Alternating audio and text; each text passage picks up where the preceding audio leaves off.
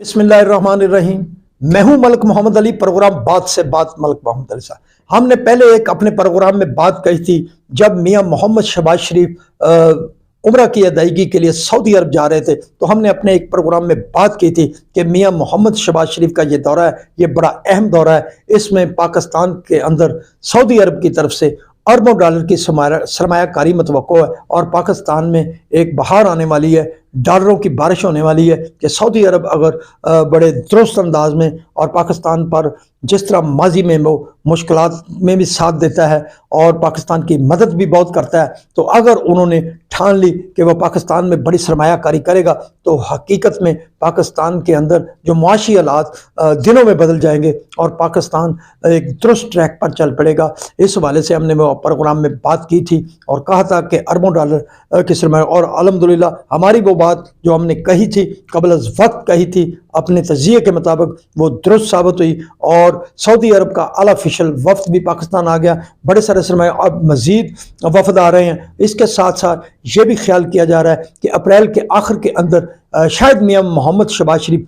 एक बार फिर सऊदी अरब का 2 या 3 रोज़ का दौरा करें और मज़ीद सरमायाकारी के मतलब जो मामलात हैं उन्हें तय करें। ये तो मामला चल रही थे, लेकिन इस दौरान ही तहरीक इंसाफ के रुकन कौमी असम्बली, तहरीक इंसाफ के रहनुमा की तरफ से एक बहुत ही ख़तरनाक बयान आया सऊदी अरब के मतलब। शेर अफजल मुरव्वत ने जो बात की वो बहुत ही बयान, इसके बाद तहरीक इंसाफ ने भी उसकी वजाहत की, लेकिन सवाल ये पैदा होता है कि ये बयान उस वक्त ही क्यों सामने आया जब पाकिस्तान के अंदर एक सऊदी अरब की तरफ से बड़ी सरमायाकारी होने वाली थी। आज के इस प्रोग्राम में हम इस पर बात करेंगे। और प्यारे दोस्तों, जिन दोस्तों ने अभी तक हमारे चैनल को सब्सक्राइब नहीं किया, बराए मेहरबानी वो हमारे चैनल को सब्सक्राइब भी करें, लाइक भी करें और शेयर भी करें। और हम बात कर रहे हैं कि सऊदी अरब की सरमायाकारी, सऊदी अरब की तरफ से इन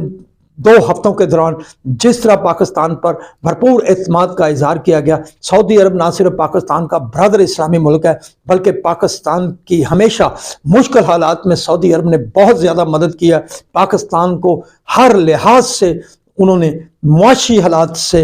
बेहतर करने के लिए सऊदी अरब ने पाकिस्तान का भरपूर साथ दिया है। और अब जो तकरीबन 2 हफ्ते की जो डेवलपमेंट सामने आई, ये सऊदी अरब पाकिस्तान को मज़ीद करीब ले आई, बल्कि आला वफ्द ने पाकिस्तान का दौरा किया और मुख्तलिफ सरमायाकारी प्रोग्राम के मतलब बड़ी सारी करीब बातचीत हुई, बरीक बीनी से बातचीत हुई और पाकिस्तान की तरफ से भी सऊदी अरब को पाकिस्तान में सरमायाकारी के हवाले से भरपूर अंदाज में न सिर्फ वेलकम किया गया, बल्कि उन्हें वो जहाँ जहाँ सरमायाकारी की जा सकती थी बेहतर वो मनसूबा जात भी सऊदी अरब से शेयर किए कि इस हवाले से अगर सरमायाकारी की जाए तो उसके बेनिफिट्स ना सिर्फ पाकिस्तान को मिलेंगे बल्कि सऊदी अरब को भी ज़ाहिर है कि जब वो सरमायाकारी करेगा तो उसे बेनिफिट्स मिलेंगे। इसी तनाज़ुर में जब सऊदी अरब और पाकिस्तान के दरमियान इतना करीबी मामला, और तारीख़ में पहले भी बड़े सारे अमूर आए, लेकिन अब जो कहानी चलने लगी सऊदी अरब और पाकिस्तान के दरमियान सरमायाकारी के हवाले से, तो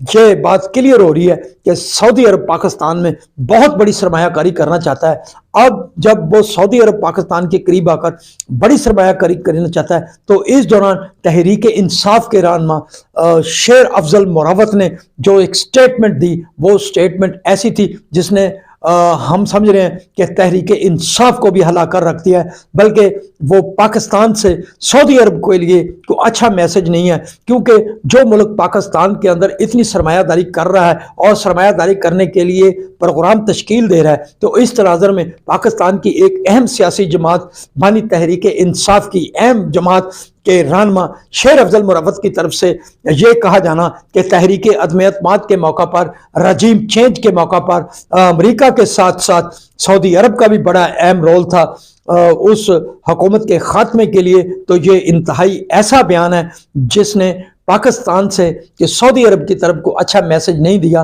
बल्कि तहरीक इंसाफ की तरफ से भी इसकी वाज़ेह तरदीद आई है कि ये शेर अफजल का ज़ाती बयान तो हो सकता है, ये तहरीक इंसाफ की पॉलिसी नहीं है, बल्कि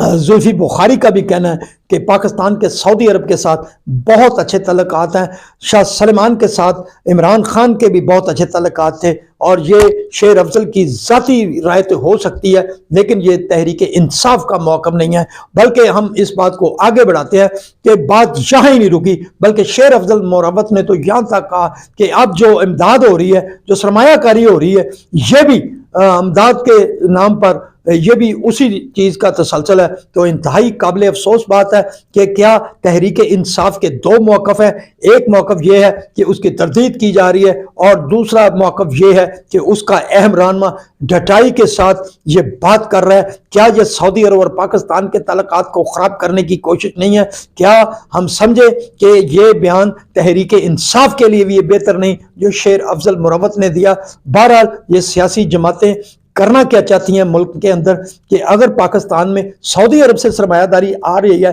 سرمایہ کاری کے حوالے سے جو معاملات آگے بڑھ رہے ہیں، تو اس تناظر میں اس موقع پر جب بہت ہی قریب آ گئے ہیں پاکستان اور سعودی عرب سرمایہ کاری کے حوالے سے، تو تحریک انصاف کے اہم رہنما کا یہ بیان ہم سمجھتے ہیں کہ یہ قطعاً پاکستان کے لیے بہتر نہیں۔ کیا پاکستان کی طرف سے یہ میسج جائے گا سعودی عرب کے لیے کہ پاکستان میں آپ پر یہ الزام لگ رہا ہے کہ عمران خان کی حکومت گرانے میں سعودی عرب بھی اس رجیم چینج میں شامل تھا؟ بہرحال